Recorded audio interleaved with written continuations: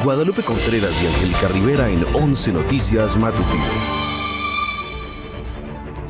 Condena la presidenta Claudia Sheinbaum la agresión física y verbal del priista Alejandro Moreno al senador Gerardo Fernández Noroña. Ambos legisladores estarán presentes en la última sesión de este viernes de la Comisión Permanente. Hallan culpable del delito de tortura física y psicológica a Luis Cárdenas Palomino, ex colaborador de Genaro García Luna, ex secretario de Seguridad Pública Federal. Cárdenas Palomino fue sentenciado a más de 5 años de prisión. Ofrecen autoridades norteamericanas recompensa, $10 millones por Alfredo Guzmán Salazar, conocido como Alfredillo, hijo de Joaquín El Chapo Guzmán. En el mundo amenaza el presidente de Estados Unidos, Donald Trump, con desplegar a la Guardia Nacional ahora en Chicago, bajo el argumento de que esta ciudad tiene un alto índice delictivo. En la cultura llega a los cines de México la película Shoptex del director Noas Deche, en la que aborda la situación de los campos de refugiados y la vida que se lleva a cabo ante un escenario de desolación e incertidumbre.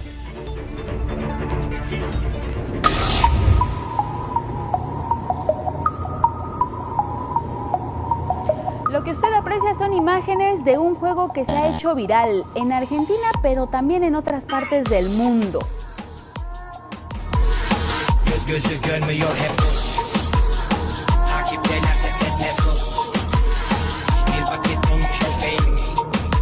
El objetivo es que quienes participen en él pasen por los 14 cuadros que están distribuidos en 3 filas de 3 figuras y una de 5 que se encuentran dibujadas en el piso, sin repetir y sin utilizar movimientos en diagonal. El que llegue al último cuadro será el ganador, sobre todo el que lo logre. Ya muchos lo han intentado sin poder lograrlo, les sobra una figura cuadrada en la mayoría de los casos. Otros han roto las reglas y repiten un movimiento o bien van en zigzag. Si ustedes lo quieren intentar, pueden visitar directamente nuestra página de X o en Facebook. Lo pueden ver, incluso lo pueden comentar y compartirnos la respuesta, si es que la logran encontrar.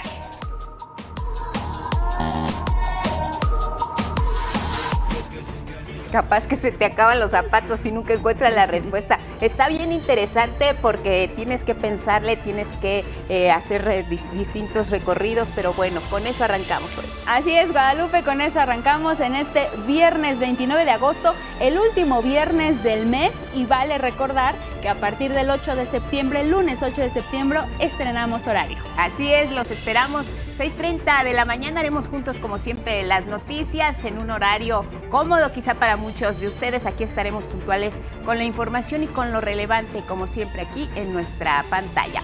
Saludamos a Magdalena Alejo, Lía Vadillo, nuestras intérpretes en lengua de señas mexicana, y a quienes ya nos escuchan en Radio Buenos Días, 95.7 de FM. Los acompañamos a donde ustedes vayan. Y también los invitamos a que nos sigan a través de nuestras redes sociales. Estamos en TikTok, estamos también en Instagram, X, Facebook y por supuesto YouTube, y en la página de 11noticias.digital, a la cual pueden acceder directamente si escanean ese código QR que aparece en la pantalla. Por supuesto, les recibimos también sus comentarios y sus opiniones con el hashtag 11 Noticias, pero particularmente hoy que es viernes de nuestra pregunta semanal, en este Día Mundial del Videojuego, o bien también se le conoce como el Día del Gamer, les estamos preguntando cuál es o cuál era su videojuego favorito. Se nota que es viernes, vamos relajados, vamos con estos temas, al final leemos sus respuestas, vámonos directo con los detalles.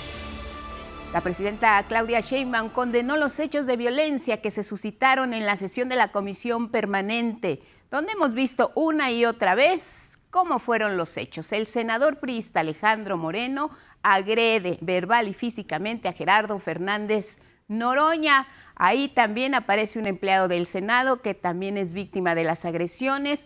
La presidenta fue muy clara. Ese comportamiento pinta, dijo, de cuerpo entero cómo es la oposición. Pues muestra la verdad lo que es el PRIAN, pues muestra lo que son, un autoritarismo enorme y pues la resolución a golpes de lo que podría haberse dialogado. Pues están en un espacio de diálogo por excelencia, ¿no? Que es el espacio parlamentario. La presidenta Claudia Sheinbaum lamentó que este tipo de acciones ocurran, sí, en espacios donde, como bien lo dijo, debería privilegiarse no solo el debate, sino también el diálogo. Pues la hipocresía, porque ¿cómo es que llaman autoritario al gobierno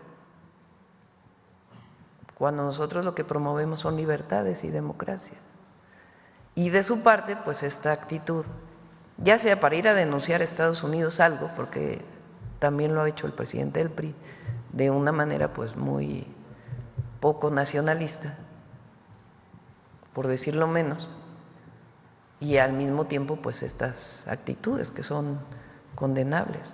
Muy lamentable que haya ocurrido esto. Incluso la presidenta comparó el actuar de Alejandro Moreno con el de grupos porriles, y es que la mandataria recordó su época universitaria. Su hermano fue agredido entonces por grupos de choque que financiaba el Partido Revolucionario Institucional. Cuando vi al presidente del PRI en esta actitud y a otro diputado del PRI golpeando en el piso a un trabajador de la Cámara de Senadores, pues me vino a la memoria aquella escena. Muy autoritaria, para que vean lo que son, lo mismo de entonces, los porros de entonces, pues los de ahora. Y miren, los senadores Gerardo Fernández Noroña y también Alejandro Moreno Cárdenas se van a ver nuevamente las caras este mismo viernes. Y es que el coordinador de la bancada del PRI, Manuel Añorbe, envió un oficio a Fernández Noroña en su carácter de presidente de la Comisión Permanente para solicitar que la última sesión se realice para revisar precisamente el tema de la discusión. Tanto Alejandro Moreno como Fernández Noroña confirmaron que asistirán a esta sesión. Quienes definitivamente declinaron asistir son las y los legisladores del Partido Acción Nacional y también de Movimiento Ciudadano. Lo que es un hecho es que Laura Itzel Castillo será a partir del 1 de septiembre ya la nueva presidenta en funciones de la mesa directiva del Senado de la República. Sucede en el cargo a Gerardo Fernández Noroña, inicia una nueva legislatura, un nuevo periodo político. La senadora ha dicho que se mantendrá al frente del segundo año de la 66 legislatura, encabezando todas las actividades en el Senado. El grupo parlamentario de Morena, en su mayoría, aprobó la propuesta para que ella presida la mesa directiva y destacaron que se trata de una legisladora con amplia trayectoria, reconocida por su compromiso con causas sociales y su militancia de izquierda. La senadora, por su parte, afirmó que va a trabajar con institucionalidad sin declinar a sus principios y afirma que hará valer siempre el reglamento. Que yo voy a trabajar con institucionalidad sin declinar a mis principios y sin renunciar a mi trayectoria de izquierda, apoyando al Movimiento de Regeneración Nacional y las iniciativas que envíe nuestra presidenta de la República. Bueno, yo considero que la política debe de ser un vehículo civilizatorio y que parlamento viene de parlar, es decir, de hablar, y que puede haber discusiones muy fuertes, pero que lo importante es que haya respeto. Una vez que asuma el cargo como presidenta de la mesa directiva del Senado, Laura Itzel Castillo será quien le tome protesta a los nuevos ministros y ministras de la Suprema Corte de Justicia de la Nación justamente el próximo lunes 1 de septiembre. En este contexto, la presidenta Claudia Sheinbaum celebró la decisión de proponer a la senadora Castillo Juárez como la próxima presidenta de la mesa directiva. Durante la conferencia matutina reconoció su largo historial de lucha social en la izquierda. Qué bueno. Es hija de Berto Castillo, un gran luchador social y un gran ingeniero. Él inventó la tridilosa y además pues un gran luchador social. Él formó en su momento el Partido Mexicano de los Trabajadores. Y Laura, pues, es también una gran luchadora social. Vamos a retomar el asunto de Alejandro Moreno Cárdenas, y es que luego de la agresión que cometió en contra de Gerardo Fernández Noroña, ahora el líder nacional del PRI encabezó un mitin y fue sobre Avenida Paseo de la Reforma. Ahí le acompañó la única figura del revolucionario institucional, Leticia Barrea. El contingente, conformado en su mayoría por integrantes de la Confederación Nacional Campesina, marchó desde el Ángel de la Independencia y hasta el Monumento del Caballito, ahí en Paseo de la Reforma. Avanza, avanza, avanza, avanza. Al llegar ahí al Monumento del Caballito, Alejandro Moreno dio un mensaje, llamó a todos los priistas y las priistas a movilizarse en todo el país y construir así un frente opositor que compita con Morena en las próximas elecciones de 2027 y 2030. Que nos cuenten bien a qué inicia la lucha y les vamos a demostrar de qué estamos hechos los priistas y de qué estamos hechos los mexicanos. Que la sociedad civil lo tenga claro. Este no es un tema de partidos, este es un tema del país.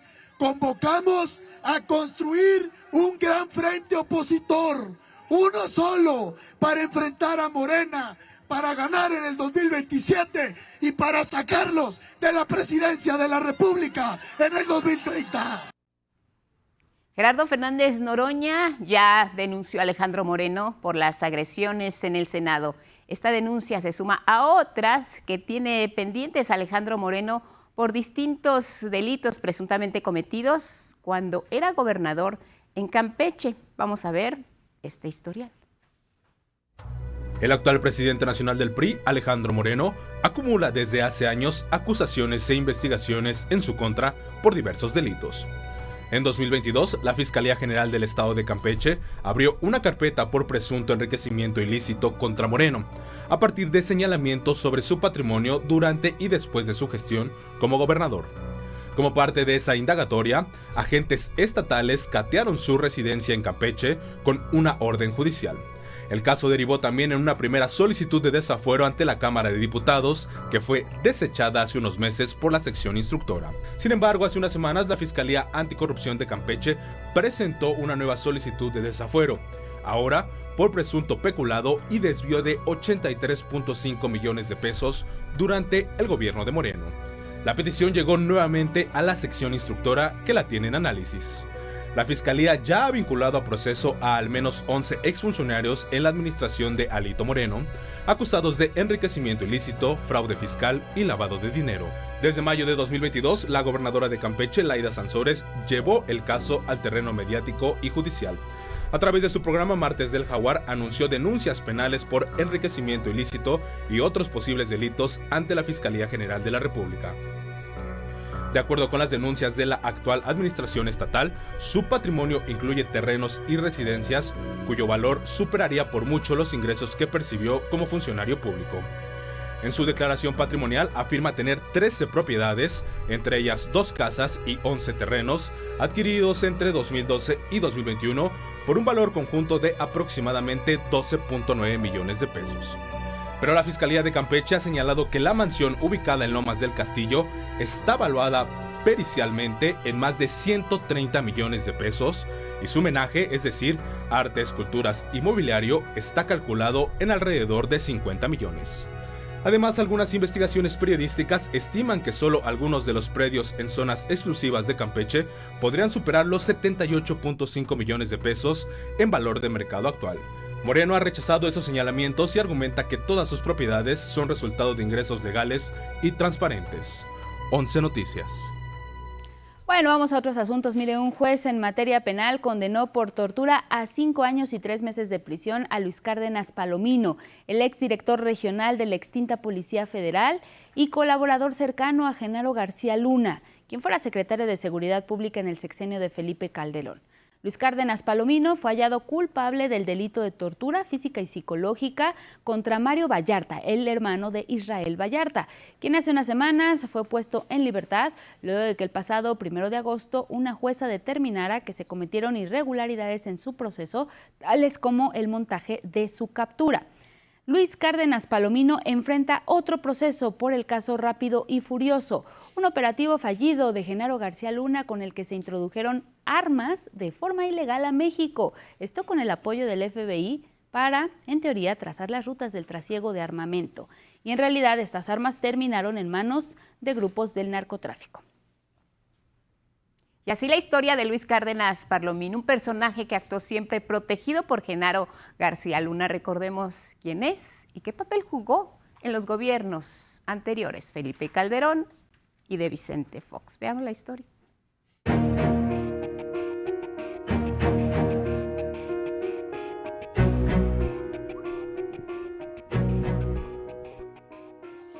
Luis Cárdenas Palomino se desempeñó como la mano derecha de Genaro García Luna, exsecretario de Seguridad Pública durante el gobierno de Felipe Calderón, y quien hoy está preso en Estados Unidos por vínculos con el narcotráfico y conspiración para el tráfico de cocaína. El nombre de Cárdenas Palomino está vinculado a diversas redes de corrupción, tortura y protección al cártel de Sinaloa. En su paso por el gobierno federal, ocupó diversos cargos de poder en la Procuraduría General de la República y en la Policía Federal. Entre ellos, director general de investigación policial de la extinta Agencia Federal de Investigación, AFI, desde el 2000 hasta el 2007. Es decir, en el sexenio foxista. Periodo en que se ejecutó el montaje mediático de la detención de Israel Vallarta y Floren Cassés. Palomino fue señalado como uno de los artífices de dicha detención transmitida en vivo. Por estos hechos, en julio de 2021, fue aprehendido en el municipio de Naucalpan, Estado de México, acusado por el delito de tortura contra Israel, pero también de su hermano, Mario Vallarta Cisneros, Sergio Cortés Vallarta, Eduardo Estrada Granados y Ricardo Estrada Granados, a quienes, de acuerdo con investigaciones tanto de las autoridades como de periodistas, los obligó a reconocer, tras torturarlos, que formaban parte de un grupo de secuestradores llamado Los Zodiaco. En 2008 fue designado como coordinador de inteligencia para la prevención del delito y en 2010 se convirtió en titular de División de Seguridad Regional, ambos cargos en la Policía Federal.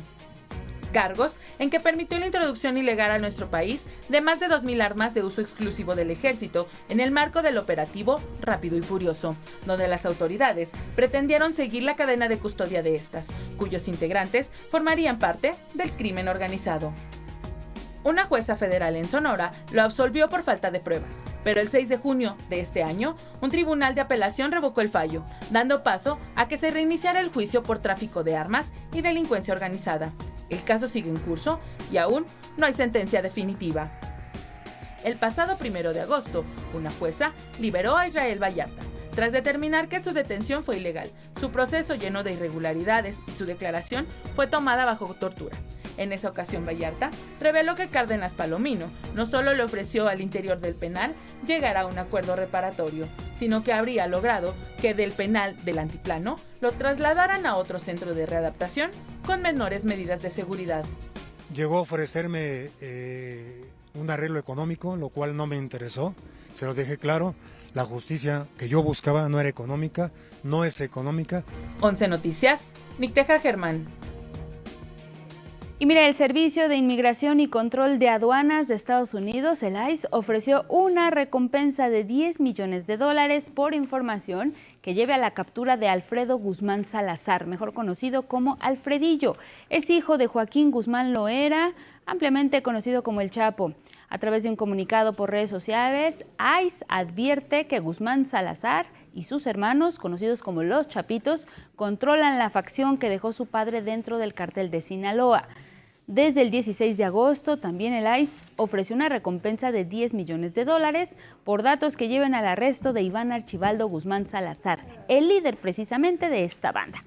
Desde 2018, la DEA mantiene a Alfredo Guzmán en su lista de los 10 delincuentes fugitivos más buscados, al que acusa de tráfico de cocaína, marihuana y heroína hacia Estados Unidos.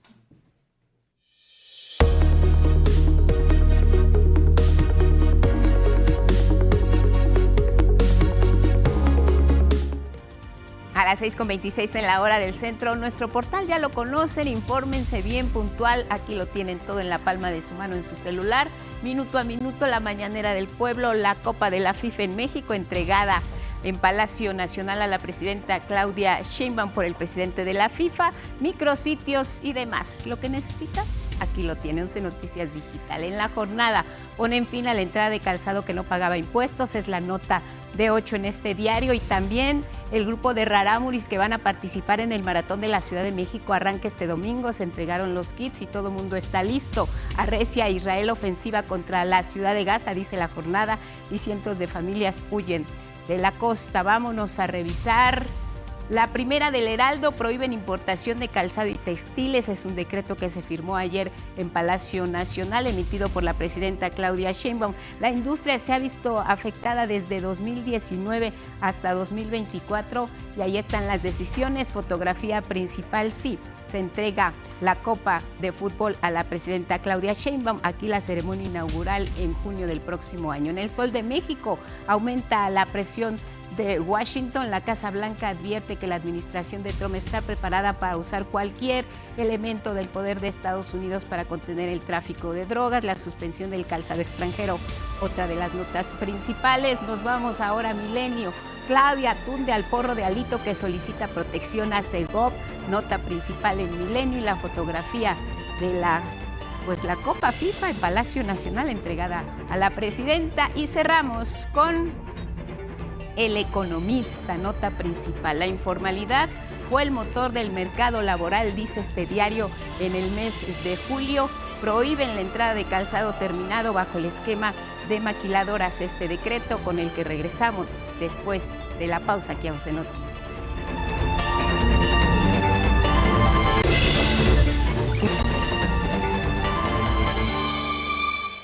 Gracias por continuar en la señal del 11, son las 6:30 en la hora del centro. Les comentábamos de esta publicación en el Diario Oficial de la Federación en el tema del calzado, la suspensión de importación temporal del mismo que se ha terminado ya aquí en nuestro país. El régimen anterior permitía el paso de los productos terminados a territorio nacional sin que ello constituyera el cobro del IVA. Se consideraba que su ingreso era temporal. Y ahora, con la nueva medida, la importación se considerará como definitiva, por lo que va a meritar ya el pago de estos impuestos.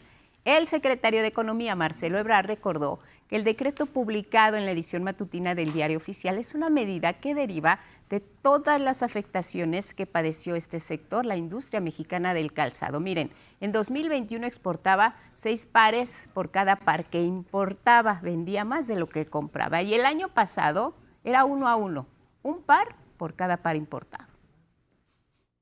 Pensamos que el impacto va a ser sumamente positivo para nuestra industria y seguramente vamos a ver muy pronto el incremento en la producción mexicana, y eso nos da mucho gusto. Nos va a permitir recuperar e incrementar los empleos de la industria del calzado, incrementar la producción nacional, porque ya no vamos a traer ese calzado que no pagaba incluso IVA, porque el régimen temporal así lo establecía. Así como menciona el secretario de Economía que esta suspensión busca mejorar la situación que viven productoras y productores mexicanos, quienes en los últimos 5 años han visto una caída de la industria del calzado en un 12.8%, principalmente por la competencia de productos asiáticos. Les contamos más de ello.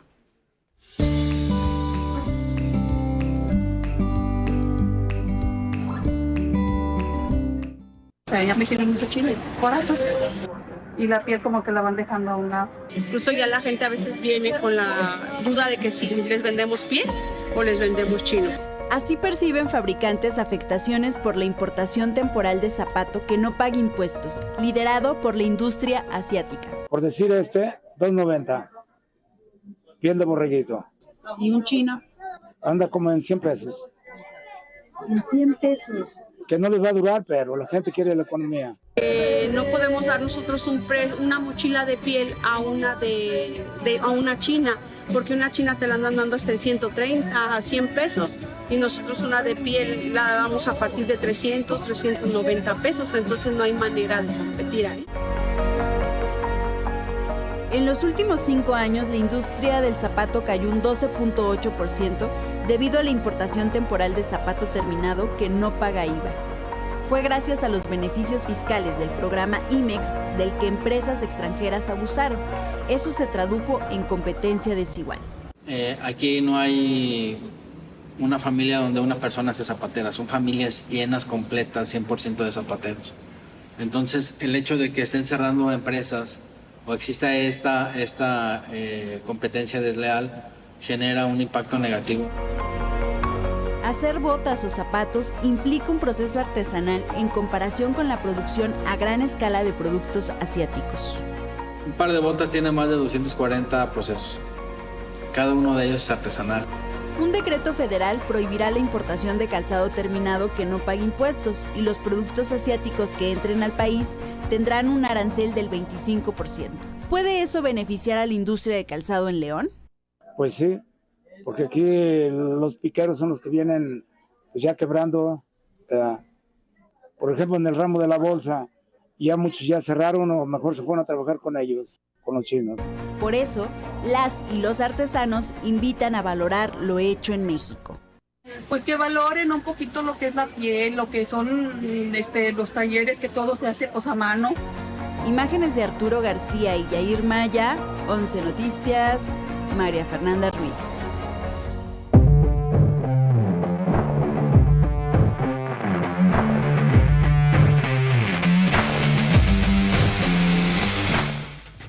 Momento de la información deportiva previa al fin de semana, siempre intenso. Gabriel Sainz, buenos días, bienvenido. Hola, Gabo. Buenos días, Lupita. Buenos días, Angie. Sí, tenemos mucha información para este fin de semana. Este domingo, 31 de agosto, se correrá la edición 42 del Maratón de la Ciudad de México. Serán 30,000 participantes que recorrerán los 41.195 kilómetros, por lo que desde este jueves los participantes se reunieron en el World Trade Center en la entrega de sus kits, que incluyen su número del participante, su chip y su playera conmemorativa.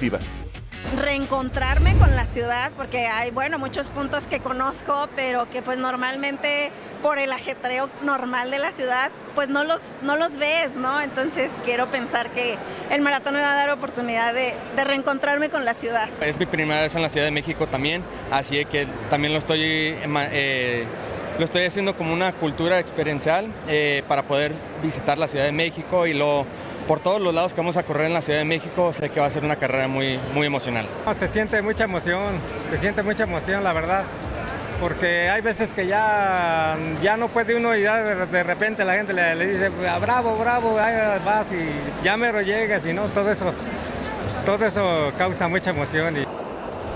La entrega de los kits seguirá este viernes en los salones Maya de 10 de la mañana hasta las 8 de la noche y el sábado de 8 de la mañana a 4 de la tarde.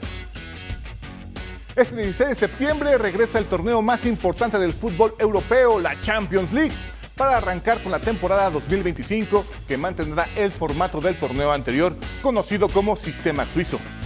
La mañana de este jueves en Grimaldi Forum de Mónaco se realizó el sorteo que distribuyó a los 36 equipos en 4 diferentes bombos encabezados por el campeón defensor, el Paris Saint-Germain. En cada bombo estarán 9 clubes, los cuales disputarán 8 partidos, 4 de local y 4 de visitante. Este año serán 2 mexicanos que buscarán junto a su equipo alzar la orejona, Alex Padilla junto al Athletic Club y Rodrigo Huescas con el Copenhague. Y continúa la actividad del US Open y este jueves Renata Zarazúa se despidió del torneo demostrando que el corazón mexicano late fuerte.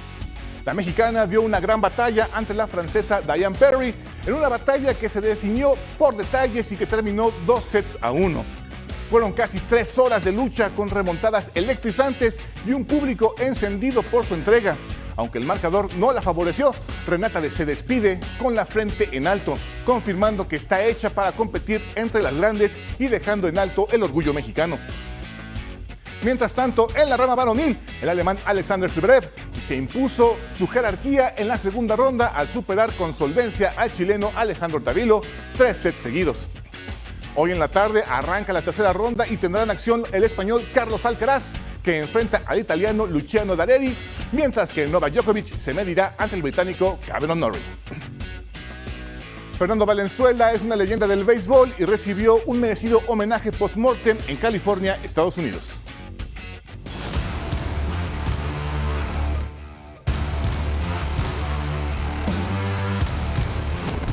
Fernando Valenzuela ya tiene su propio día. El estado de California, donde el toro brilló con los Dodgers, celebrará cada 1 de noviembre al ídolo mexicano que conquistó las grandes ligas y puso en alto el nombre de toda una comunidad. El toro marcó un antes y un después en el béisbol. Nacido en 1960 en Sonora, debutó en 1980 con los Dodgers y un año más tarde encendió la mítica Fernandomanía.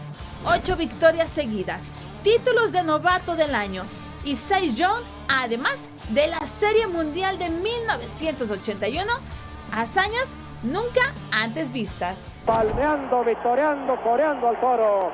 ¡Venga, Fernando!, le gritan. Su estilo y carisma lo convirtieron en un fenómeno cultural. 6 veces All-Star, ganador de un guante de oro, 2 bates de plata y autor de un juego sin hit ni carreras en 1990. Más que un lanzador, fue inspiración para millones de latinos y latinas en Estados Unidos. Por eso, la legislatura de California decretó el 1 de noviembre como el Día de Fernando Valenzuela, fecha que coincide con su día de nacimiento. Este reconocimiento se suma al que ya había recibido en el 2023, cuando los Dodgers retiraron su número 34 en el Dodger Stadium. Fernando Valenzuela falleció el 22 de octubre de 2024 a los 63 años, pero su legado sigue vivo. Ahora, cada noviembre, California y el mundo recordarán al toro como lo que siempre fue, un verdadero gigante del béisbol. Bravo por ti, Fernando. Eres en el béisbol toro, mezquita, basílica y cactus. 11 noticias. Viene y Zárate. Y vámonos a la Liga Mexicana de Béisbol porque tenemos serie final en la zona sur. Los Diablos Rojos del México se enfrentarán a los Piratas de Campeche, que en 7 juegos vencieron a los Guerreros de Oaxaca. La serie comienza el sábado en el estadio Alfredo Harpelú. Y en la zona sur, los Sultanes de Monterrey siguen esperando a su rival, que saldrá hoy mismo en el juego 7 de la serie entre los Charros de Jalisco y los Algodoneros de la Unión Laguna. El partido está programado a las 19:30 horas. La presidenta Claudia Sheinbaum se reunió con el presidente de la FIFA, Gianni Infantino, en Palacio Nacional para hablar sobre la Copa del Mundo 2026 que se jugará en nuestro país. La mandataria destacó que nuestro país tendrá la inauguración de la justa mundialista que se jugará en el Estadio Azteca el 11 de junio del 2026. Recordó que en Ciudad de México, Guadalajara y Monterrey se llevarán a cabo 13 partidos de la gran fiesta deportiva.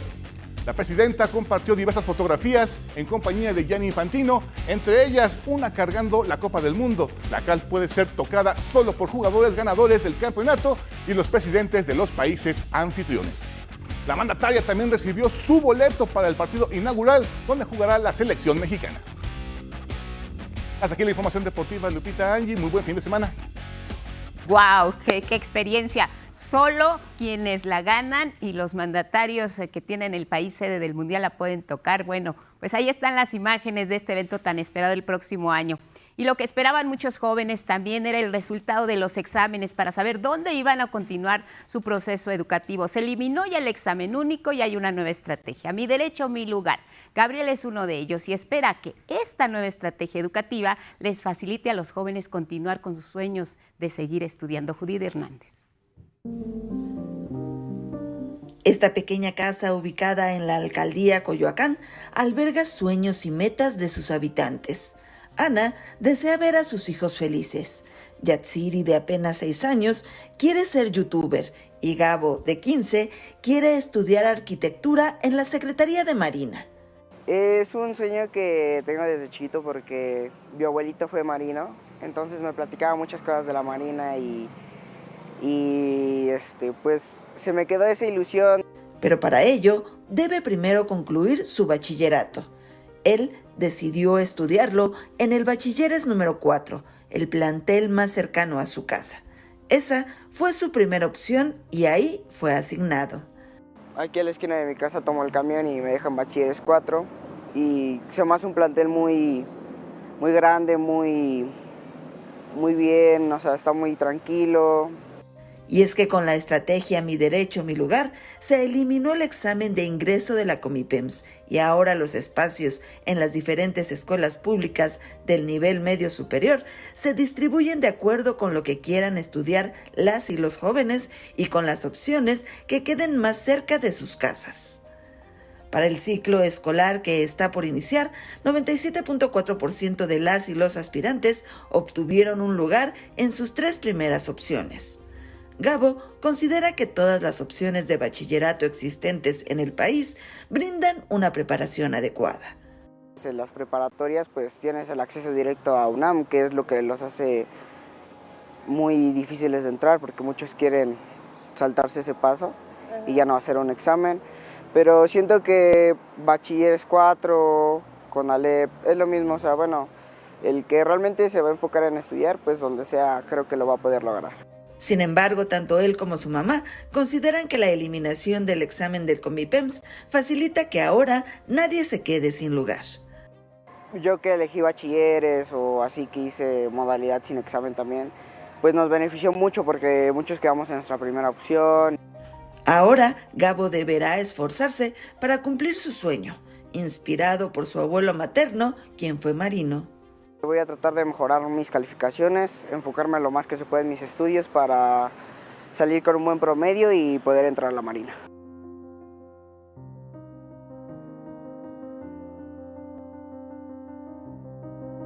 Con imágenes de Darío Hernández y Ángel González, 11 Noticias, Judith Hernández.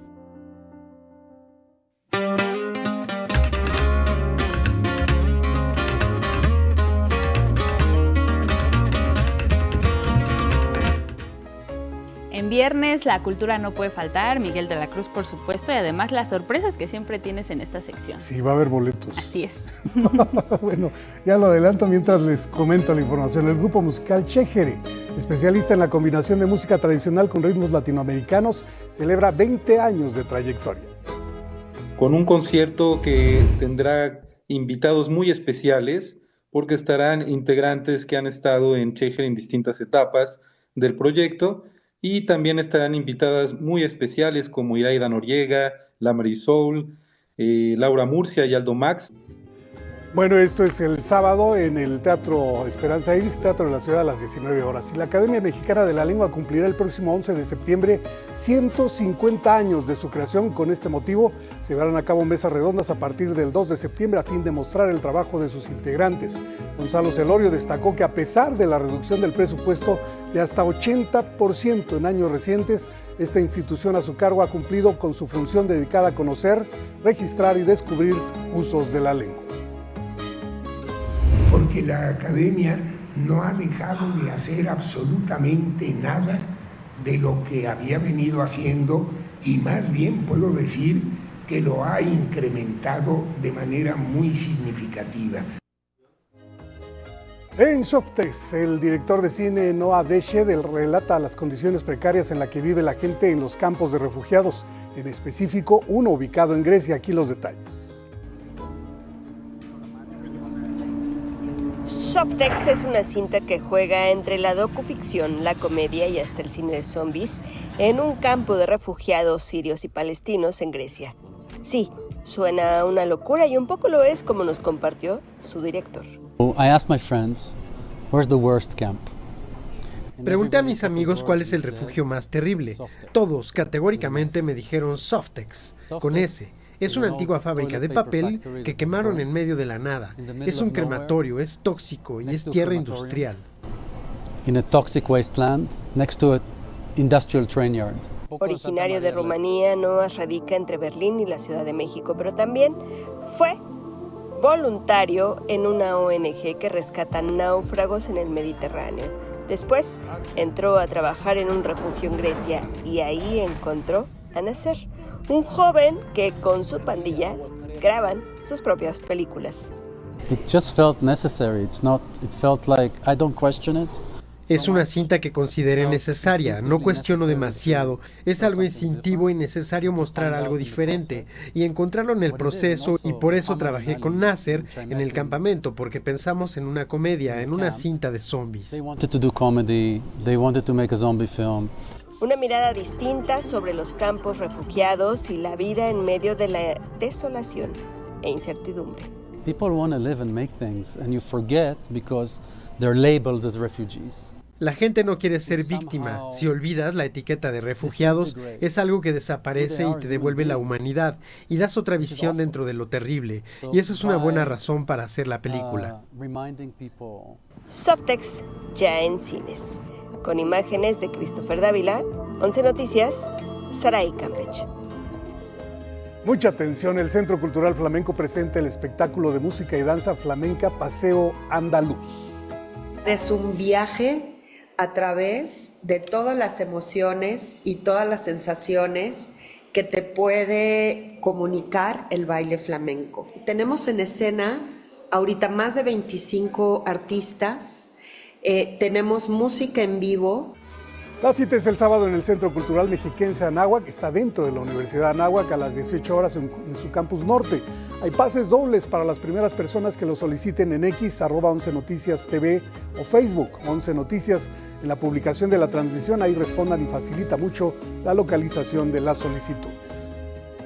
La compañía Danza Riega busca generar nuevas propuestas en el escenario. Para ello, en la pieza Impulso de Revelado, realizaron una coreografía desde la danza folclórica experimental que retoma los elementos esenciales de las danzas tradicionales, como la creación en colectivo, la técnica corporal y la dimensión histórica, para hablar de un tema vigente.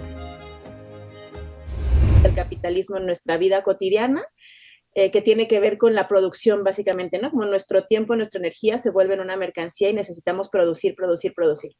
Y luego, como al final todo este sistema de producción lo que está generando son desechos, ¿no? Y las personas se vuelven también desechos. Lo que nosotras proponemos es que todos esos desechos son el abono en donde pueden germinar movimientos sociales. Las funciones de Impulso de Revelado serán el 30 y 31 de agosto en el Centro Nacional de las Artes. Este jueves 28 de agosto falleció la soprano Lourdes Ambrís, ganadora de la Medalla Bellas Artes en Música en 2023.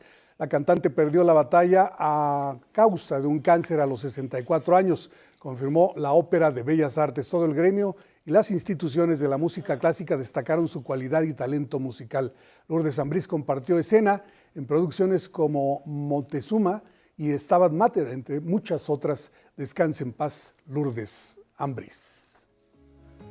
Vámonos al libro del día, es Variación de la Escama, de Yelitza Ruiz, editado por el Fondo de Cultura Económica. Este libro en voz de su autor.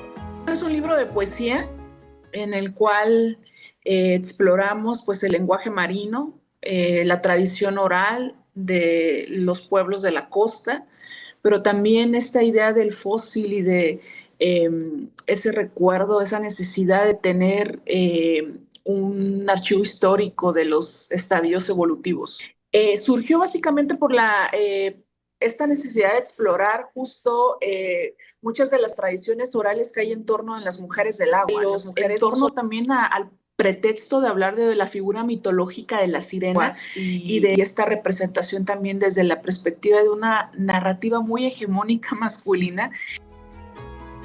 Bueno, luego con el 11 avanzamos a la página 216 del libro La próxima vez que te vea te mato, de Paulina Flores, editada por Anagrama. El X de hoy es de Ondina Lunar y dice: poco alentador pero didáctico. Y si llegábamos a distraernos del fundamento innegable de la mortalidad, también teníamos los rayos del sol picoteándonos la vista. Gracias por esta aportación. Seguimos leyendo. Hoy se cumplen 151 años del nacimiento del poeta español Manuel Machado. En su honor, el poema del día Fantasía de Puck, que en alguna parte dice: todo lo que hay de sueños de otra vida perdido, lo que pasó o vendrá, lo que pasó o vendrá. Quien lo solicite lo comparto por X @Miguel D, solo la D, L.A. Cruz. Hasta aquí, Cultura. Pues nos dejaste con mucha información, Miguel de la Cruz, pero yo creo que entre las cosas más destacables, pues está este espectáculo de flamenco, para quienes gusten de él, acercarse, porque además habrá música en vivo.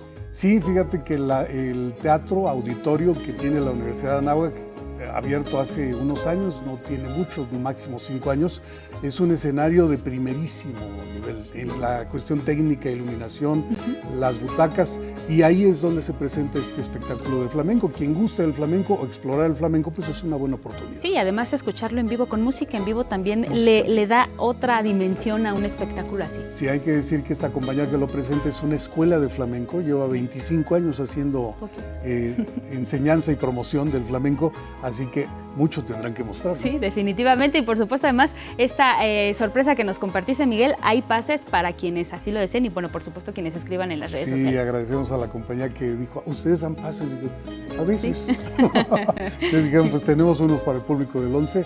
Si le interesa, pues mande su X o en Face. Perfecto. Miguel de la Cruz, muchas gracias. Te vemos el lunes. Nos vamos contigo, Guadalupe.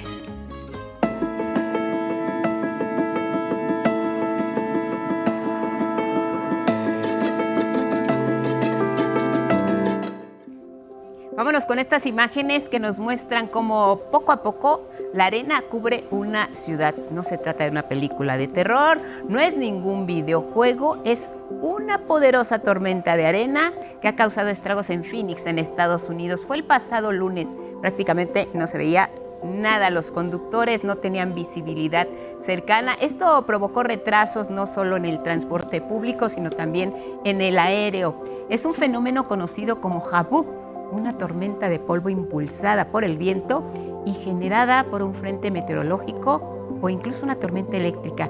Es habitual en zonas llanas y en zonas áridas, pero ahí se ve amenazante cómo va llegando y cómo empieza a cubrir todo a su paso, impidiendo la visibilidad de esta tormenta en Phoenix, Arizona, en Estados Unidos.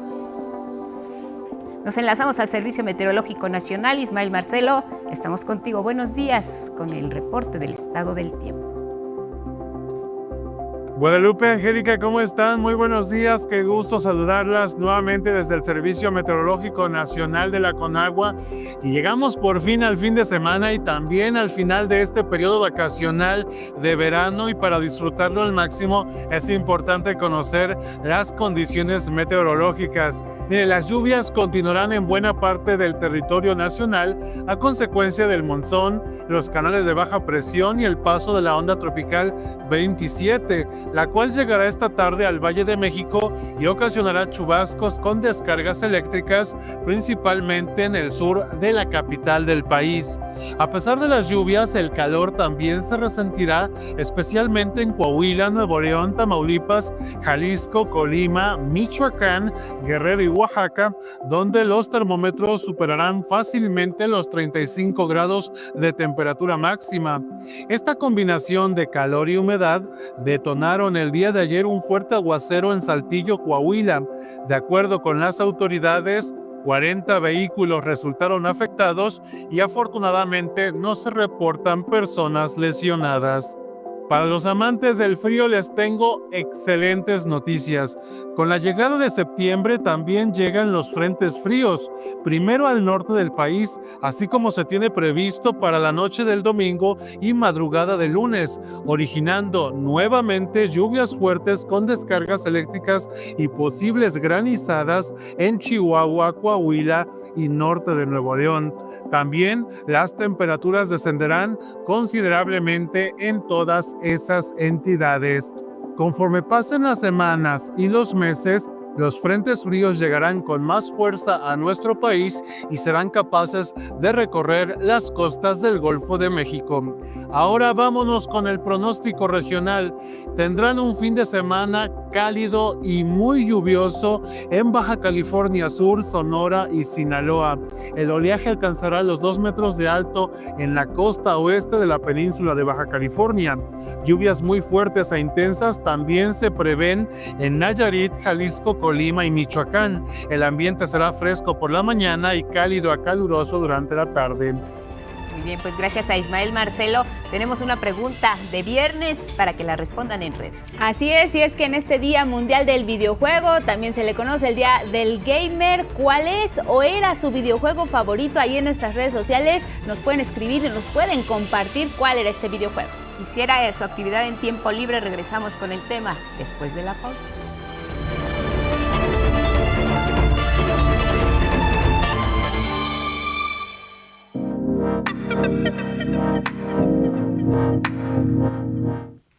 Nos enlazamos esta mañana con Octavio Heredia, director general adjunto de Estadísticas Sociodemográficas del INEGI. Vamos a conversar sobre la encuesta nacional sobre el uso del tiempo, en qué nos ocupamos hombres y mujeres en este país. Octavio, un gusto saludarte, buenos días. Buenos días, la saludo con muchísimo gusto. Guadalupe Angélica, un saludo al auditorio.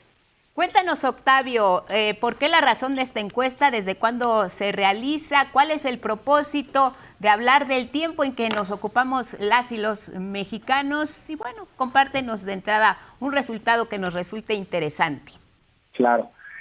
Pues miren, para todos los que nos escuchan, déjenme decirles que las encuestas sobre uso del tiempo son herramientas que tienen ya bastante historia. Por ejemplo, en México, la ENUD, como le decimos, ¿sí? Prácticamente sus primeros levantamientos se hicieron desde 1996. Más recientemente tenemos resultados de 2014, 2019, ahora 2024, que es lo que presentamos el día de ayer. Y la importancia de esas encuestas es que cuantifican todas las formas de trabajo de la población, de hombres y mujeres, así como todo el tiempo invertido en actividades personales, de estudio, de convivencia social. Ahora, ¿por qué son importantes y lo pongo sobre la mesa? Sí. Porque permiten valorar y reconocer todas las actividades como el tema del trabajo no remunerado, o sea, particularmente el trabajo doméstico, el trabajo de cuidados, y busca generar una radiografía muy específica de cómo es la carga de trabajo total entre hombres y mujeres, buscando esta responsabilidad compartida pues entre hombres y mujeres y la igualdad en realizar este tipo de situaciones, ¿no? Entonces, pues estamos muy contentos. El día de ayer la publicamos y dentro de los resultados que buscamos difundir, pues el primero que yo les diría es, este cuestionario recopila todas las actividades que vas haciendo a lo largo de una semana a través de preguntas predefinidas. Sí. Entonces, imaginemos que una persona nos puede declarar alrededor de 168 horas traducidas en actividades, ¿no? De tal manera que si nosotros juntamos todo lo que es el tema del trabajo, ya sea el trabajo para el mercado como el que están haciendo en este momento ustedes, o el trabajo no remunerado como ese que hacemos en el hogar o cuando cuidamos a alguien, podemos ver que de todo el trabajo, el 66.8% lo realizan las mujeres y el 33.2% los hombres. Entonces, desde ahí podemos ver un desbalance importante, digamos, entre las cargas de trabajo de hombres y mujeres. En promedio, una persona trabaja cerca de 60 horas a la semana en cualquiera de estos dos trabajos, ya sea el de mercado o ya el del mercado me refiero a cambio de un beneficio o de un pago, y el no remunerado que en donde no recibes un beneficio, no, pero tampoco podemos dejar de hacerlo. Entonces, ahí es donde vienen brechas importantes que quisiera mencionarles a continuación. Miren, por ejemplo, en una semana una mujer puede trabajar cerca de 40 horas en promedio en todas las actividades que tienen que ver con el no remunerado, es decir, doméstico, de cuidados o actividades de tipo comunitario o voluntario, mientras que los hombres alcanzamos 18.2 horas en promedio, es decir, desde ahí dejamos ver que a la semana las mujeres le invierten 21.5 horas más en este tipo de actividades. ¿Por qué es importante destacarlo? Porque también podemos observar en esta encuesta que, por ejemplo, las tasas de participación en el mercado de las mujeres tienen diferencias importantes, ¿no? Mientras que los hombres insertan en el mercado cerca de 7 de cada 10, las mujeres insertan en el mercado 4 de cada 10, ¿no? Esto se entiende pues precisamente por la enorme carga de trabajo que tienen, tanto en temas domésticos como de cuidados. Entonces son de los datos más relevantes que tiene, digamos, en general. Bien, ahora, ajá, sí, adelante. Estas brechas las podemos ver. La encuesta es muy rica. Aquí la invitación será que pudieran consultar todos los productos que tenemos ya depositados en la página del INEGI de esta encuesta, porque, por ejemplo, podemos ver esta brecha que yo les decía de 25.5 horas de la mujer en desventaja del hombre en el trabajo no remunerado.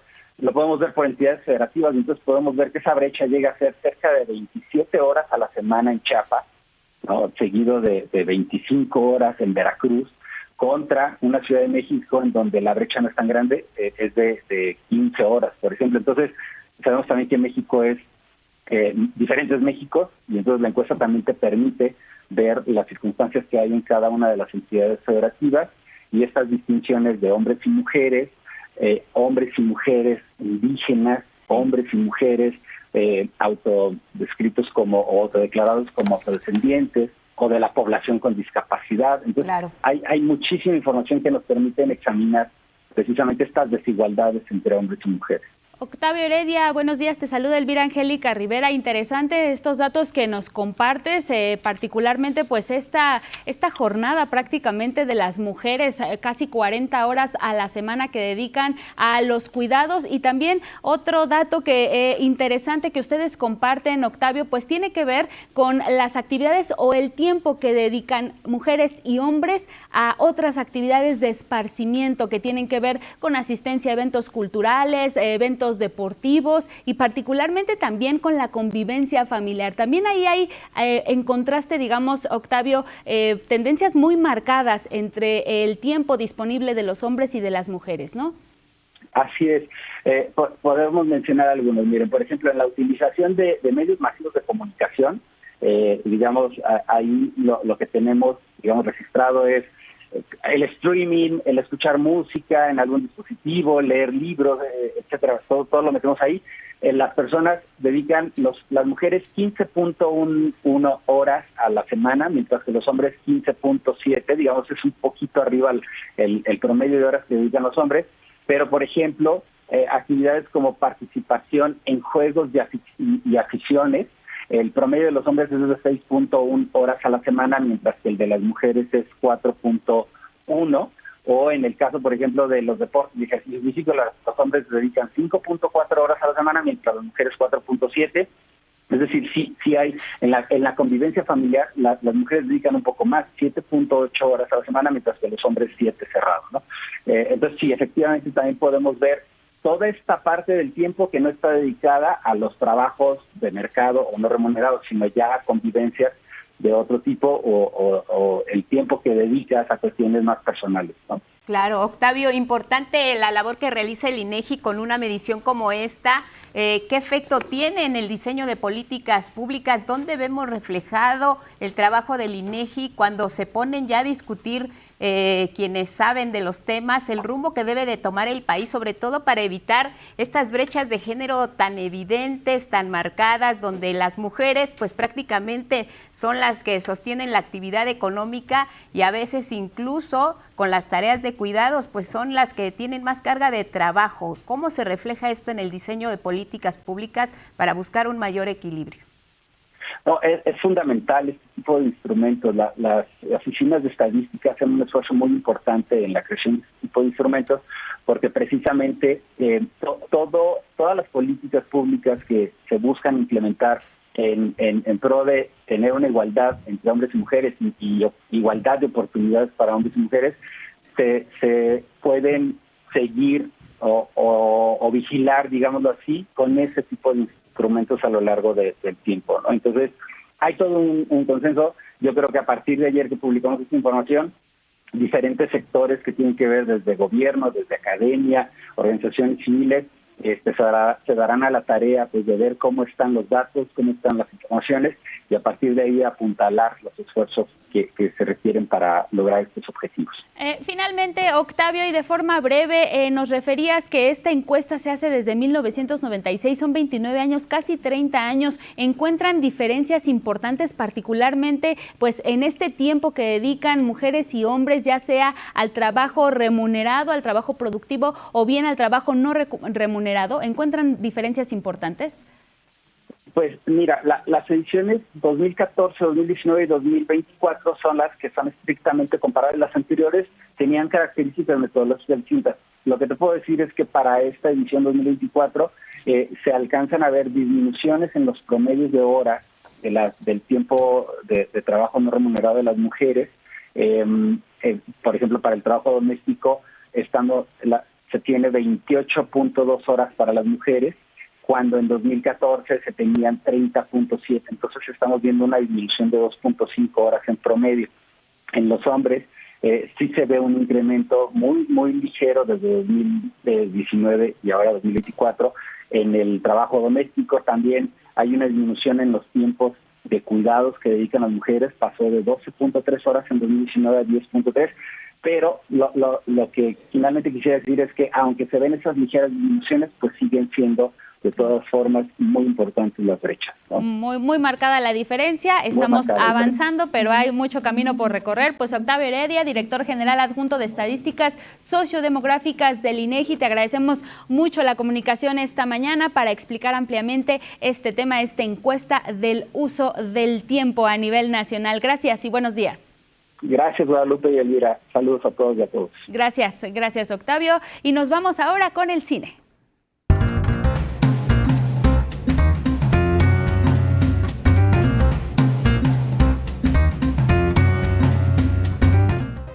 Que corra la cinta de la pantalla grande. Todavía corre la cinta, Toñito. En algunas salas sí, ya no en todas. Pero para no quedarme tan atrás. Que corran los bits, sí, que corran los gigas. Sí, cómo no, claro que sí. Pues me da mucho gusto estar con ustedes, bienvenido. Lupita, muchas gracias. Y bueno, como siempre, tenemos 3 opciones muy importantes aquí en Miradas al Cine para que se lancen al cine. Y vamos a arrancar precisamente con una película llamada Armand, una acusación peligrosa, dirigida por Halvdan Ullman, un cineasta noruego que es nada menos que el nieto de Ingmar Bergman y Liv Ullmann. O sea, su ADN era hacia el cine sí o sí, no había de otra forma. Pero bueno, pues el joven debuta con esta película que se pudo ver en el Festival de Cannes y donde, pues ahora que empiezan las clases, Lupita, el próximo lunes para la mayor parte de los chavitos, esta película me parece muy pertinente. Fíjate que todo ocurre en una escuela primaria donde de repente entre 2 niños de 6 añitos ocurre un hecho desagradable. No vamos a decir qué. Pero obviamente la escuela manda llamar a los papás, tanto del niño que fue afectado como del niño que aparentemente fue el agresor. Y pues lo que va saliendo en las conversaciones entre los adultos es el verdadero tema de la película, Lupita. Pues los hijos, como bien se dice, son el reflejo de los padres, son el reflejo del entorno en el que se mueven. Y bueno, pues conforme se van abriendo estas cajas chinas, estas matrioshkas que una te va llevando a otra y a otra y a otra, pues realmente vemos un mundo adulto verdaderamente trastornado y cruel. Pues con todo la sobriedad y el interés psicológico del cine nórdico, pues Halvdan Ullman hace una muy interesante ópera prima que vale la pena que vea, señor, señora, ya que empezamos el nuevo ciclo escolar, sobre todo porque estas situaciones ocurren todos los días, así que no se la pierdan. Oye, ¿y con los hijos o sin los hijos hay que verla?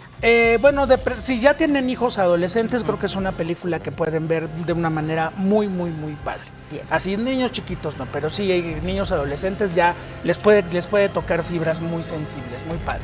Bueno, pues vámonos por otro lado con un director que, a ver, de repente los grandes directores dicen, ¿y si hago algo para divertirme y divertir a mi público sin aspirar a nada más? Pues eso es lo que hizo el maestro Darren Aronofsky, pues uno de los directores más importantes del cine contemporáneo, el director de Requiem por un sueño, El luchador, El cisne negro, pues bueno, un personaje que conocemos por un cine siempre muy oscuro y siempre que habla de temas de locura y de degradación moral. Bueno, pues ahora hace una película llamada Atrapado robando. Pues es la historia de un joven que pudo haber sido una promesa del béisbol, literalmente se lastimó la rodilla y ya no lo pudo hacer, así que ahora pues es un bartender que está en un bar de Nueva York, tiene una novia muy guapa, una vida bastante tranquila, y un día pues un amigo locochón le dice que se haga cargo de su gato porque él va a salir de vacaciones.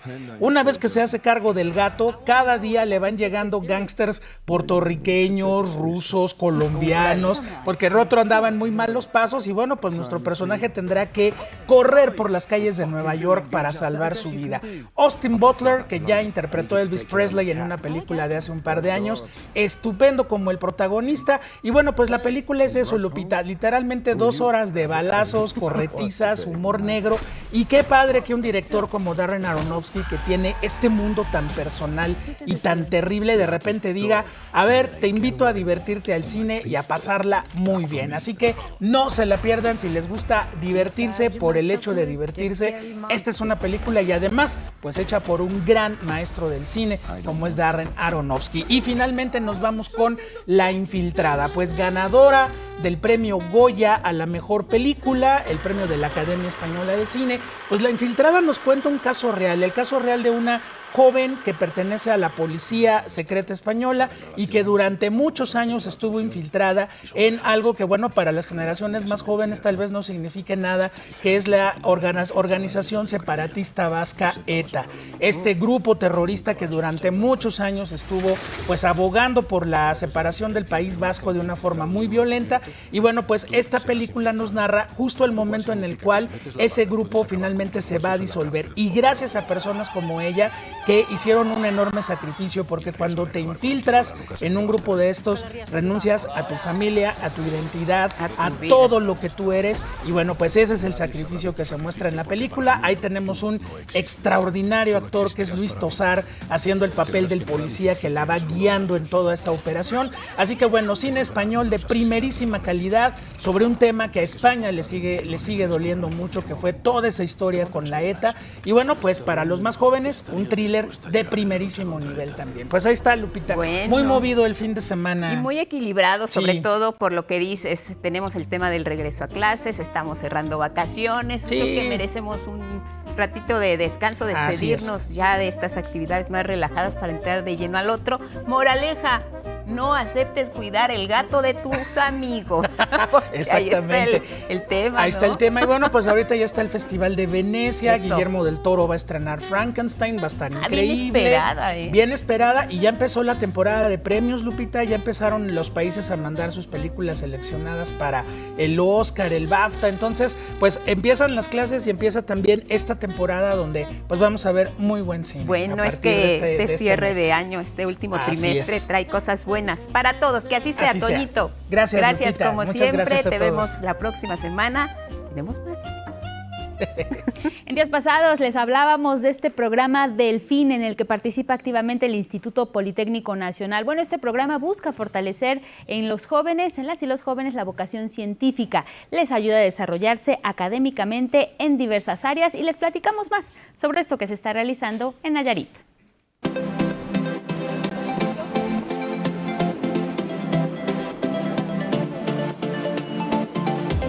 Me gustaría ser ingeniero en inteligencia artificial y estudiar en la SCOM. Después de haber hecho su estancia de investigación en una universidad de Guadalajara, Miguel Ángel a sus 16 años ya sabe qué estudiar. Andrea Salinas es norteña, viajó desde Tijuana hasta Jalapa para analizar la ecoansiedad. Me chocó mucho, en el buen sentido, que el sur es hay mucha diversidad de animales, de plantas. Llega a ver una tortuga, lagartijas o pájaros muy bonitos. Yo allá en Tijuana estoy acostumbrada a ver malamente mucho gris, mucha contaminación. Para lograr una agricultura más sostenible, Carlos tomó un avión desde la Ciudad de México hasta Cartagena, Colombia, para hacer su estancia en biotecnología ambiental. Al llegar, la comida fue un shock para él. Si bien es muy similar a la de México, pues sí difiere un poquito en algunas cosas. Por ejemplo, allá no hay tortillas, allá es muy diferente, entonces sí, un poquito como adaptarse a ese cambio, ¿no? Ellos tres fueron parte de los más de 10,000 seleccionados del programa Delfín, la red de jóvenes investigadores más grande del país. Como parte final del programa, expusieron, al igual que 2,000 estudiantes más, en la Universidad Tecnológica de Bahía Bandera, en el Nuevo Nayarit, qué investigaron, cómo lo hicieron y qué encontraron. Yo hice un sistema embebido de reconocimiento facial. En cuestiones de seguridad, por ejemplo, para el control de acceso de algunas personas. Haciendo encuestas, Andrea incluso cambió su percepción inicial. Parecía como muy raro, o sea, como... Yo paraba las cejas al escuchar ecoansiedad, dije, pues ahora qué se inventaron, pero es algo que realmente existe. Y Carlos ahora tiene en la mira un posgrado. Terminando mi licenciatura, como pues poder realizar un posgrado, una maestría y pues con los apoyos que da, quizás no realizarlo dentro de México, sino salir del país. Si eres estudiante del Politécnico, puedes postularte al programa Delfín en la unidad académica de tu escuela. Con imágenes de David Ramírez, 11 Noticias, Itzel Gómez Gurrola. Estamos a unos días de que comience el crucero de monitoreo de la vaquita marina, esto es en el Alto Golfo de California, y ya el titular de la Comisión Nacional de Áreas Naturales Protegidas, Pedro Álvarez y Casa, aseguró que esta especie ya habría desaparecido desde el año 2018, de no ser por todos los esfuerzos que se han hecho para conservarla. Por ello, resaltó la importancia de continuar con estos trabajos para rescatar esta especie endémica de México. Solo aquí existe en el Golfo de California la vaquita marina. Hace varios años, en 2014 para ser precisos, el CIRVA, que es el Comité Internacional para la Recuperación de la Vaquita Marina, pronosticó que para el 2018 la vaquita estaría extinta de continuar su captura incidental en redes de enmache.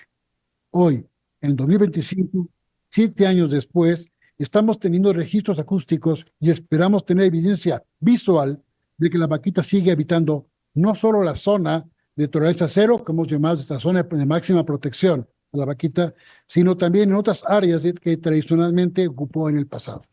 Este año el monitoreo de la vaquita marina se va a realizar frente a San Felipe, Baja California. Del 3 al 30 de septiembre va a participar personal de la Comisión Nacional de Áreas Naturales Protegidas, investigadores internacionales y 2 embarcaciones tripuladas de la organización Sea Shepherd. El gobierno federal también plantea fortalecer la alianza con los pescadores locales como una estrategia para abatir la captura ilegal de totoaba, esta práctica que ha llevado también a la vaquita marina casi desaparecer. La vaquita, la totoaba quedan atrapadas en esas redes al mismo tiempo y bueno, esto es lo que ha preocupado también a los pescadores. El último censo de la especie fue en 2024, entonces se logró avistar solo 6 de 9 ejemplares en esta zona de cero tolerancia.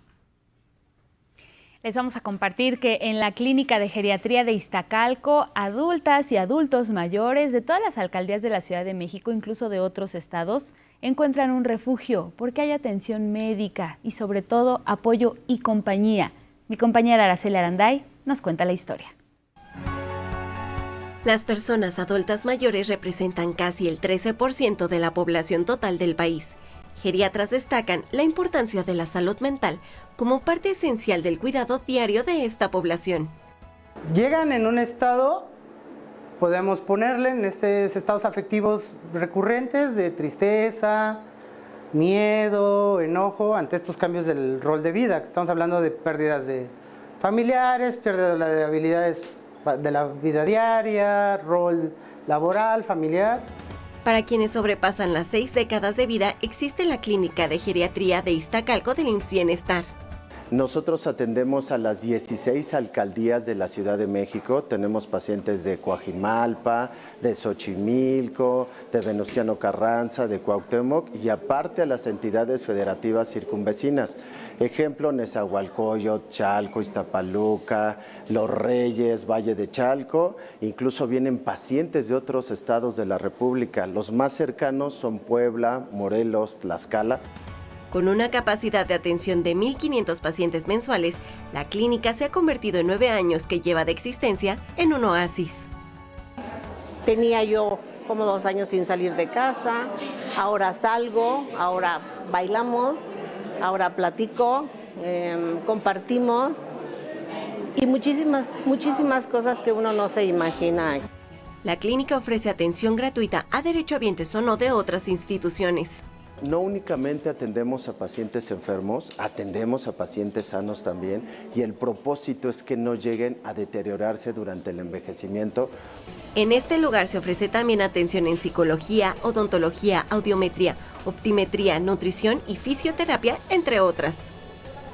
Además de talleres como tecnología, en donde enseñan a los adultos mayores a utilizar, por ejemplo, su celular. Ahora que ya conocen cómo usar Facebook, Instagram, videollamadas, ya dicen, es que ya me platico con mi hermana, ya con mis nietos. Me he complementado más de cosas que no sabía. Compañeros me empezaron a enseñar cómo manejar un celular. La clínica de geriatría se ubica en la avenida Sur 16, Colonia Agrícola Oriental, Alcaldía Iztacalco.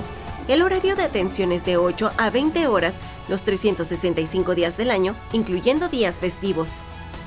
Con imágenes de Luis Virgilio y Ángel González e información de Araceli Aranday, 11 Noticias.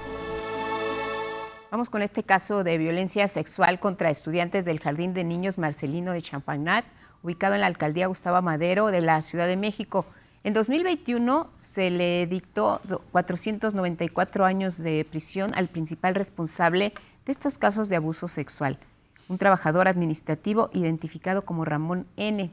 A un maestro de educación física identificado como Raúl M., la sentencia que se le otorgó fue de 6 años. Este jueves, la Secretaría de Educación local y federal ofrecieron una disculpa pública a las 18 infancias víctimas de abuso sexual en 2018. La disculpa también fue para sus familiares. Con dichas acciones, esos servidores públicos, que no sé si se les pueda llamar así, ocupaban cargos y violentaron los derechos a la vida, a la paz, a la supervivencia, así como sus derechos a vivir en condiciones de bienestar, a un sano desarrollo integral, a una vida libre de violencia y a la integridad personal.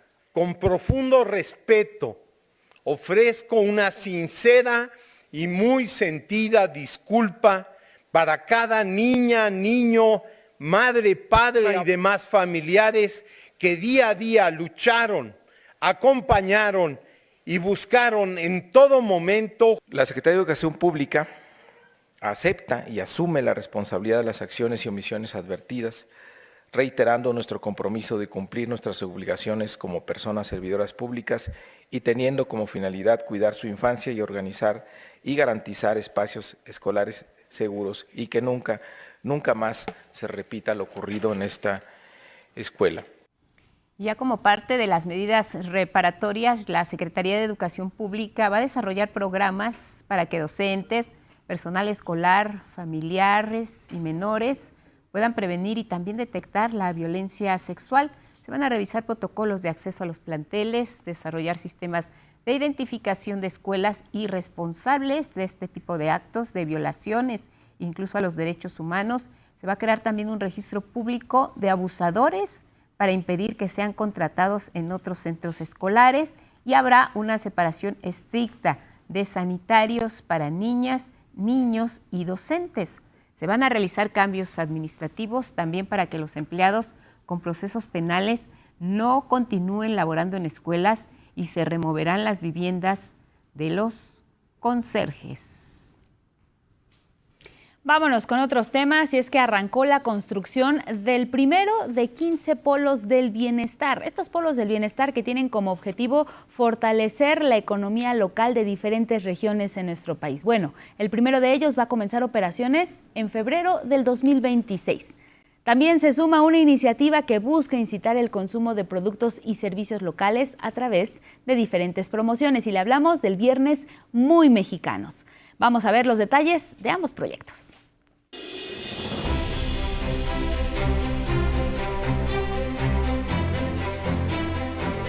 Se colocan los primeros cimientos de lo que será un nuevo modelo de desarrollo para el país.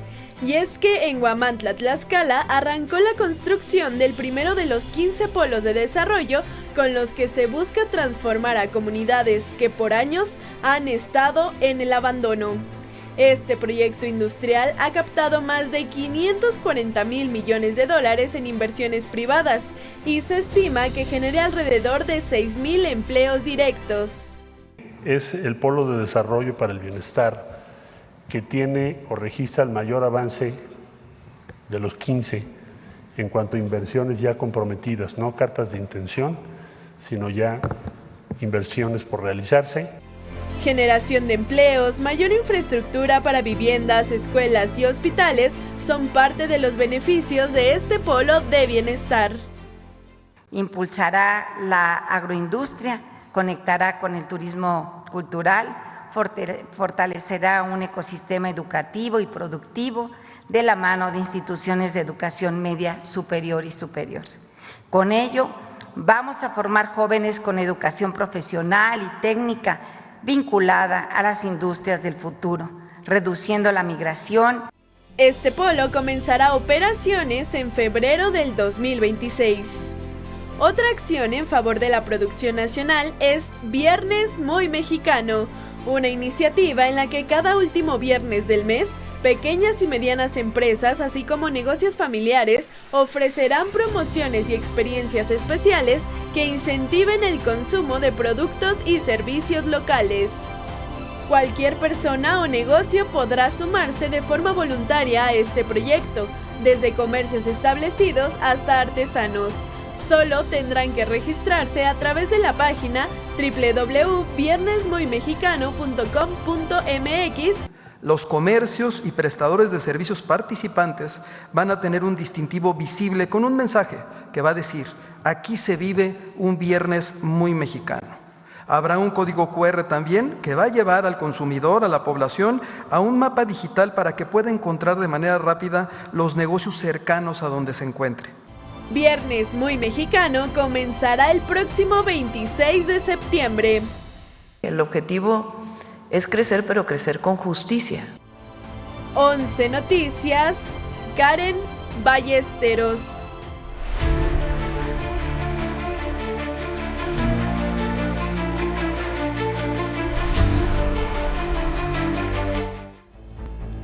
Vamos a información internacional. Donald Trump pone la mira en Chicago, ciudad santuario, como lo hizo en Los Ángeles en junio y en Washington, D.C. Ahora con la advertencia de desplegar a soldados de la Guardia Nacional. Insiste en que esta ciudad, Chicago, tiene un alto índice delictivo. No se trata de combatir el crimen, se trata de Donald Trump buscando cualquier justificación para desplegar el ejército en una ciudad demócrata, en un estado demócrata, para intentar intimidar a sus rivales políticos. Se trata del presidente de Estados Unidos y su cómplice, el lacayo Stephen Miller, buscando maneras de sentar las bases para evadir nuestra democracia y militarizar nuestras ciudades. Ahí las palabras del gobernador de Illinois.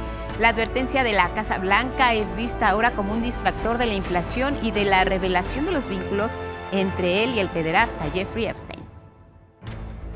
También en Estados Unidos, residentes de Minneapolis, en Minnesota, están conmocionadas y conmocionados. Esto por el tiroteo en una escuela católica, donde una persona asesinó a 2 menores de edad e hirió a otras 19 personas. Las y los residentes realizaron una conmovedora vigilia en memoria de las víctimas.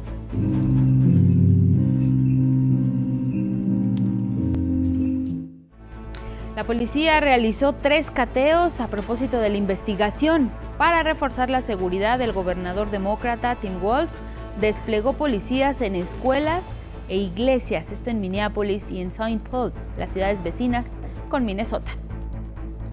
Rusia realizó uno de sus ataques más violentos contra la capital de Ucrania. Lo hizo en Kiev, usó drones y también misiles.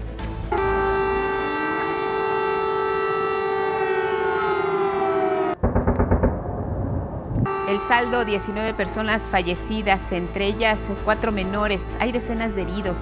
El presidente de Ucrania, Volodymyr Zelensky, dijo que este ataque demuestra que los objetivos rusos no han cambiado. Ellos quieren guerra y ellos están atacando, no solo a nuestras personas, no solo a nuestras ciudades y comunidades. Rusia actualmente ataca a todos en el mundo que buscan la paz. Y ante la situación, la Unión Europea analiza la posibilidad de aumentar las sanciones contra Rusia, que ya cuenta con 16 paquetes de sanciones. Durante una reunión informal de ministros de Defensa y Exteriores que realiza desde ayer en Dinamarca, la alta representante de Política Exterior de la Unión Europea afirmó que el presidente de Rusia, Vladimir Putin, se burla de los intentos de paz. Mientras que Moscú afirmó que en las negociaciones de paz indirectas entre Estados Unidos y Rusia y el diálogo entre Ucrania y Estados Unidos nunca se habló de una tregua aérea. Además, la portavoz de la Cancillería de Rusia, María Zaharova, afirmó que Ucrania dinamita el proceso de paz al no reconocer que la población de los territorios que ha perdido no desean ser ucranianos, sino rusos. Y mientras las declaraciones de los políticos van y vienen, la población de Ucrania le rinde homenaje a las víctimas precisamente de este ataque ruso. El próximo domingo zarparán 50 barcos desde Barcelona, España, hacia la Franja de Gaza con ayuda humanitaria. Intentan romper ya el cerco impuesto por Israel a ese territorio palestino. Esta situación, aunada a los continuos bombardeos, sabemos que mantiene en una situación terrible de hambruna, límite a toda la población palestina. Hasta ahora, 100 personas han fallecido por hambre. En la flotilla viajarán 6 mexicanos, entre decenas de activistas de 44 países. Para romper el bloqueo. Esta vez con docenas de barcos. Y con movilizaciones coordinadas desde 44 países de todo el mundo. Será el mayor esfuerzo de solidaridad internacional jamás intentado desde que comenzó el horrible bloqueo a Gaza hace 18 años. El mayor esfuerzo de solidaridad internacional. Ya la actriz Susan Sarandon decidió viajar como parte de la delegación de Estados Unidos. Seamos solidarios, incluso cuando el gobierno y las instituciones fallan. Bueno, ahora revisamos los temas que destacan algunos diarios en el mundo. Vamos a arrancar en Latinoamérica. El diario de Ecuador, Expreso, en su nota de 8, en su portada, señala que la tecnología se ha convertido en un aliado para el seguro del país y que incluso las aseguradoras ya comienzan a aplicar su uso. La tecnología, una aliada en la débil auditoría del seguro. Asimismo, el expresidente del Instituto Ecuatoriano de Seguridad Social, Francisco Cepeda, señala que implementar un esquema de paquetes predeterminados para operaciones fijas que elimine la auditoría o que haga que el proceso sea más sencillo. En otra información también de portada, lo que resalta precisamente este diario es el tercer intento de renovación, el Atahualpa. Y es que ahora se abrió una convocatoria para que firmas internacionales ayuden a su reconstrucción, esto en medio de reclamos e incertidumbre. Una de las imágenes principales de este diario, se puede observar un inmueble y 2 personas uniformadas. La extorsión está creciendo en Ecuador y comienza a expandirse a más negocios, viviendas e incluso hasta funcionarios. Este diario incluso 3 concejales de Daule han recibido amenazas, es lo que asegura esta mañana Expreso de Ecuador. Nos vamos ahora hasta España con El Mundo. El ataque de Rusia a Ucrania que ocasionó la muerte de al menos 19 personas y dejó varias más lesionadas es su nota de 8 columnas. Vladimir Putin redobla su amenaza a la Unión Europea con su mayor ataque a Kiev. Este desafío a Europa tras volar sobre la sede de Bruselas en Ucrania. La imagen de este diario es precisamente sobre este ataque. Una mujer y 2 niños van caminando en una calle de Kiev, fue bombardeada precisamente por el ejército ruso. En otra información de portada de El Mundo, hace referencia a que la OTAN estima que el gobierno de España ha alcanzado el 2% del PIB en gasto militar, inversión prometida desde hace 10 años, pero que el actual presidente del gobierno español, Pedro Sánchez, afirma no superará. Nos vamos ahora con el portal Diario Red, también de España, informa sobre un retroceso de 2 décadas en ciencia y salud, pero esto en Argentina.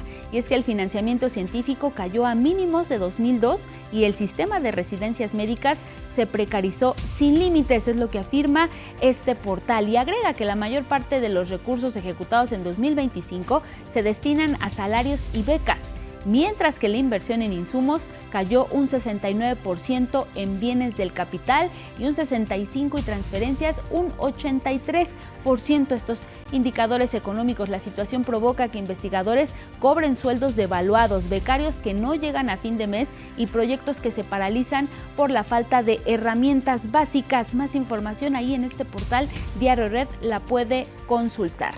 Y bueno, hasta aquí la información internacional. Nos vamos con más. De visita en México hay una delegación de Brasil que se ha reunido con las autoridades en nuestro país. Una de ellas, la jefa de gobierno de la Ciudad de México, Clara Brugada. Ahí la delegación recibió las llaves de la capital del país. Encabezada esta delegación por el vicepresidente de Brasil, Geraldo Alckmin, símbolo de amistad y cooperación internacional entre ambas naciones. Esto es lo que significa la entrega de las llaves de la ciudad a esta delegación brasileña. Entregarle las llaves de nuestra ciudad es abrir una puerta al desarrollo compartido, donde la solidaridad y la cooperación sean la base del fortalecimiento de esta región latinoamericana. Simboliza también que nuestra capital es el corazón político y social del país y un espacio de encuentro internacional donde florece la cooperación. El vicepresidente de Brasil, Geraldo Alckmin, refrendó así su compromiso para que ambos países se conviertan en líderes de la región de Latinoamérica y el Caribe.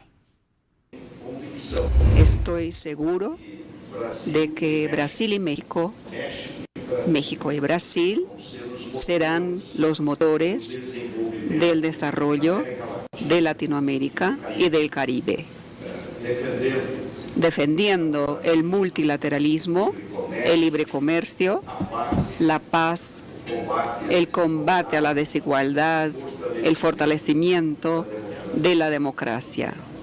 El vicepresidente de Brasil también mencionó que se mantienen pláticas con la Secretaría de Turismo para traer una muestra del Museo del futbolista brasileño Pelé. Nos vamos hasta Palacio Nacional a la conferencia matutina.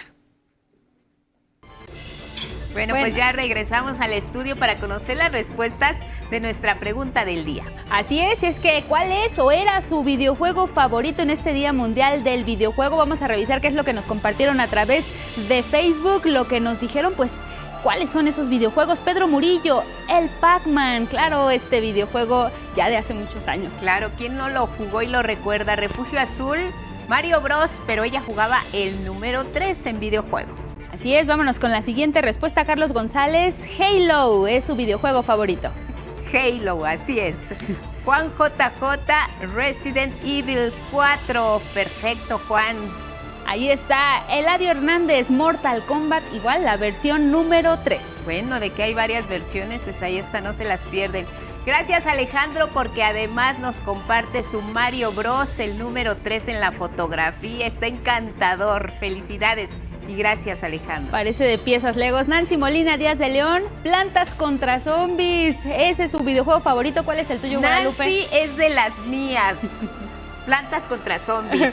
Pero ahora hay que monetizar más, dice, para poder acceder. Y antes no podías pasar de nivel. Pues era todo libre, pero bueno. Hoy en el Día Mundial del Videojuego, de todas formas, aviéntate un juego de Plantas contra Zombies. El mío, el Pac-Man, como el primero, pero también Tetris, ya de hace algunos tiempos. Ah, mira, pero pues me gustaban esos videojuegos. Sí. ¿Quién no ha jugado?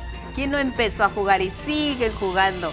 Ahí está, pues muchas gracias por compartir fotos y también sus comentarios. Los esperamos el lunes todavía a las 6 de la mañana. A las 6 de la mañana, pero a partir del 8 de septiembre, 6:30, no lo olvide, por el mismo canal. Que tenga un excelente fin de semana. Feliz regreso a clase.